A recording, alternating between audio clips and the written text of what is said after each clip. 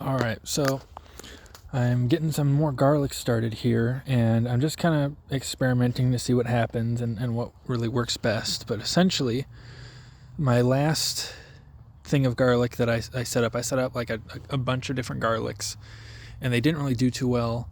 They what happened was is that they bulbed up, they swole up, but then when I pulled them out about a month or so ago, I know it was early for pulling them out, but I kind of just wanted to see what they were doing. What I found was that not only had the main bulb split into individual bulbs in the ground, but those smaller individual ones on the sides were already growing. And I think what happened is it was just store-bought garlic, nothing special about it, but I think it was refrigerated. If I'm trying to remember back correctly, it was refrigerated before I actually took them and planted them out. And that may have tricked it and messed with the garlic cloves themselves. So I'm trying again here to see if I can get a little bit of a different result. And something that is different is that these are hardneck garlics. So that's what is different about these ones compared to the old ones that I used. I got these from a coworker last year, and we didn't eat it, we didn't touch it, we left it on the counter, and like 2 weeks ago, I think it was about 2 weeks ago, I decided to pull it out, and it turned out that some of them had gone bad and some of them were sprouting. So I just decided to plant them out here like this. And again, I know it's a little early, but I feel like it should be fine as long as, it wasn't refrigerated, and they should divide out into cloves over the winter still. So we'll see what happens with these guys. I got this one set up in a tray here, and that's because hardneck garlic is more cold hardy than softneck garlic, but it also needs colder temperatures in order to split properly. So I'm deciding to do two different methods here. Is that these guys here, they've got plenty good roots now. None of these.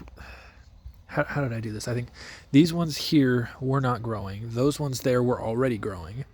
And I just wanted to kind of make sure that, one of these different groups grew, and it looks like they're both doing pretty well. This one here, I just pulled the sheath off of it because it was just pushing it up. This one here split open. These ones here broke at the tip. And this one here, I'm still not sure. I think it's growing up on the top, but I'm still not sure. And then these ones here were completely planted in the soil, and I'm not sure how many I did here, but I can see at least 4 now. I don't know if there's like another one in the middle. If it was 5, I can't remember. But what I'm going to do is that these guys here, they don't really have enough room for roots right now. I can already see lots of roots on the bottom, so I'm going to plant these ones out. And I'm going to put this tray next to them so that I can kind of compare both of them together and just see how they do. Again, this is kind of just an experiment just to see what works, what doesn't.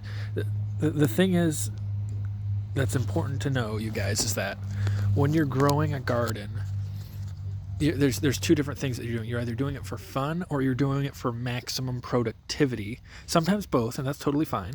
But those are the kind of the two main branches. You're either doing it for fun or you're doing it for maximum productivity. And the best thing for you to learn, regardless of which way you're doing it, is which way works best, right? So I do this for fun, but I want to transition into maximum productivity.